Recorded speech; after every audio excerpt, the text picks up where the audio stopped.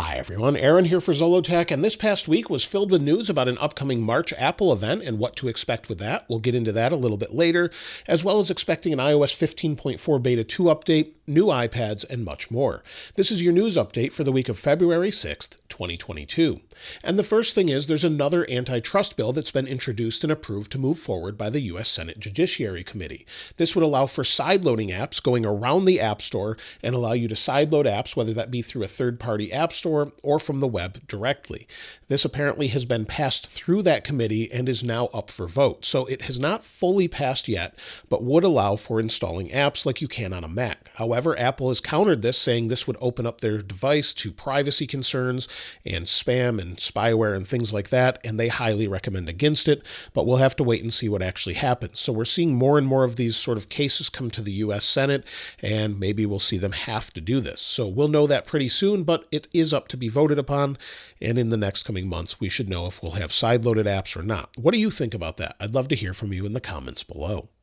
Now, Apple has updated its iPhone 13 page, so if you go to the Pro page, scroll down, you can see that they've updated it with some really nice animations and more information. So it says the fastest chip in a smartphone, the best battery life ever on an iPhone, shoot macro, of course, on the Pros, a dramatically more powerful Pro camera system, Pro Display XDR, or the ProMotion display, I should say rather, groundbreaking filmmaking with the cinematic mode, and much more. And the nice thing is you can go into these, press the little plus, and see more information about it. So that's something they've updated, and it's really nice. Hopefully they update all of their different products this way as well, but they updated this past week. Now, if you've been enjoying YouTube Premium and you have picture-in-picture, that's a feature we've had in experimental mode for a while. So you play one of my videos, swipe home, and now you've got a picture-in-picture. You can move it around the screen, you can shrink it, move it off the screen, and maybe use Safari, email, or more while you're watching or listening to the content. Unfortunately, it looks like that feature is set to end after February 14th, according to YouTube. This was an experimental feature, and they originally planned to remove it after January 31st, but extended it to February 14th. However, in a statement recently to Mac Rumors, Google said they plan to launch this feature for free to all users, even without premium, but they didn't say when. I would really like to see them keep this feature and then just extend it. There's no reason to sort of shut it off, and maybe it has to do with ads or privacy, but we're really not sure at this point. Now, if you're an Apple Music user and maybe someone wants to try it out, you know that person, and you tell them about a free trial, Apple has limited the free trial now to 30 days instead of 3 months. So now it's a 30-day trial. I think that's long enough for most people and what most providers offer, although Spotify for some time with Samsung devices was offering up to 6 months. So maybe we'll see some different deals in the future, but right now they're limiting it to 30 days. So if you were trying to try that out, it'll just be less time this time around. Now, also relating to privacy and things like that, Facebook is a bit upset at Apple with their Apple privacy feature, which limits app tracking. It's costing them as much as $10 billion in revenue in 2022, according to Facebook, so apparently that feature is working as intended. That new feature was added a while ago under your privacy settings, under tracking, and you have the option to allow apps to request to track. This is something you can leave off and no apps can see what other apps are doing, or you can turn it off and turn it on an individual basis. So it looks like that particular feature is working. They did delay it for some time, but now that it's active, it's working as intended and making it very difficult for different apps to track what you're doing. And I think that's a great thing if you want the privacy. If not, of course, you can just turn it back on. But that's something that they've changed and has been updated. Now, this week, Apple shared a new support document if you have a MacBook Pro with one of the new ProMotion displays or a Liquid Retina XDR display.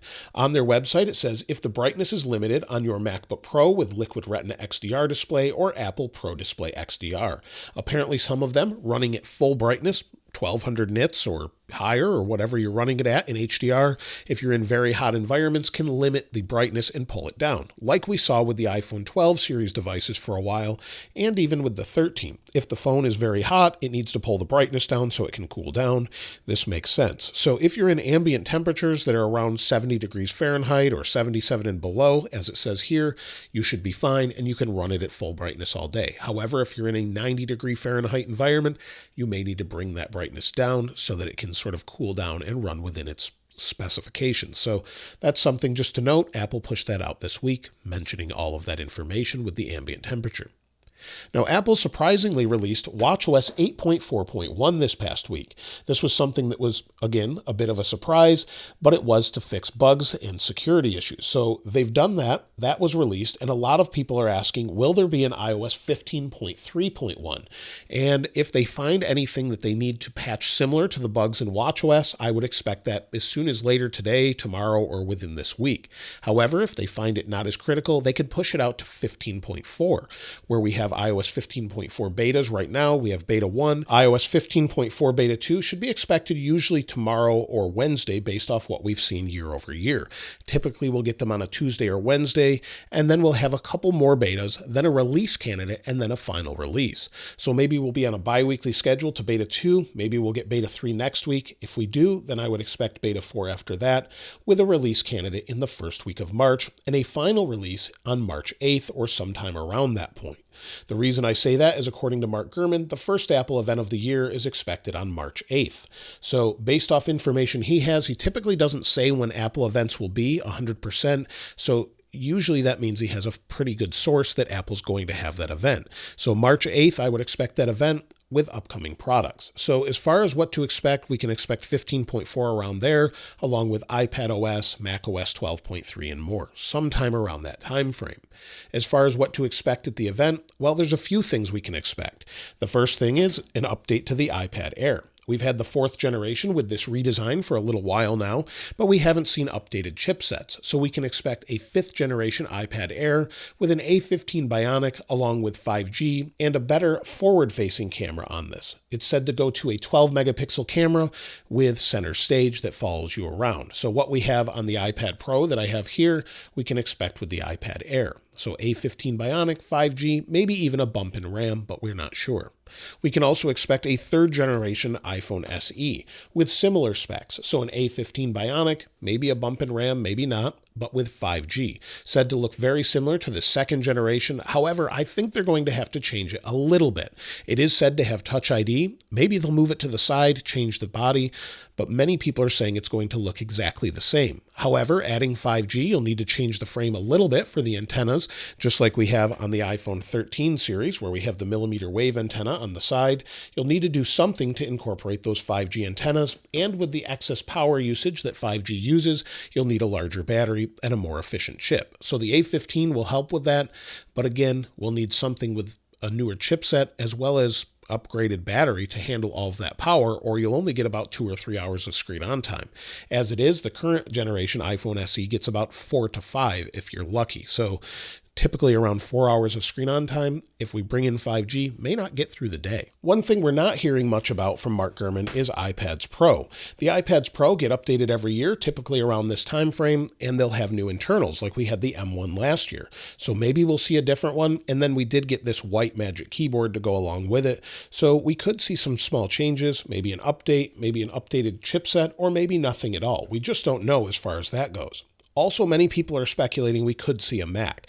Maybe a MacBook Air, a new design one I've shown before, with an all-new design, maybe colors to match the iMac, and also having an M2 chipset inside.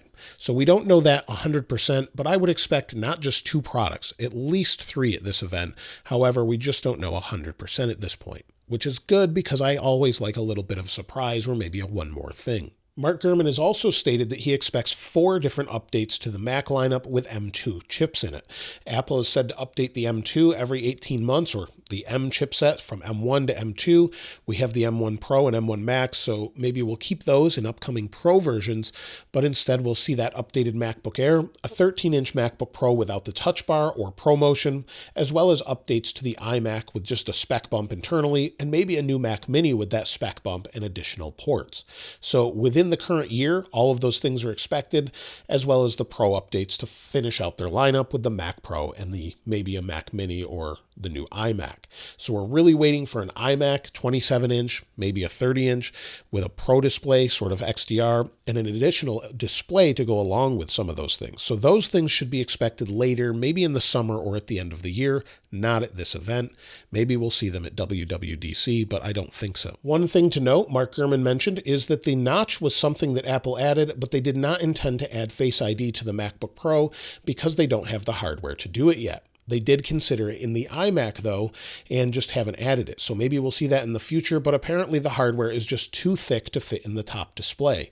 So with the way they do Face ID, it will fit in an iPhone, like this iPhone 13 Pro Max, but not in the top of the display as it's much thinner than that. So maybe we'll see them figure that out in the future, but right now we shouldn't expect Face ID. I would love it in the Mac though. A recent patent found by Patently Apple shows how Apple could in the future use glass or ceramic on the outside of the Apple Watch and MacBook with sort of a glass casing and ceramic to allow for notifications to show through. So in the upper right, maybe indicating mail and things like that. So Apple's always trying out new things, new innovations to see what would work best. So they patent this. That doesn't mean we'll see it, but we could in the future. Another patent found by Patently Apple has to do with interacting with AirPods Max. So currently we have a digital crown like we do on the watch, and we've seen patents for this on the watch where they could eliminate the digital crown and make this a touch control. Not only a touch control here, but also a touch control on the outside, as you can see in the patent.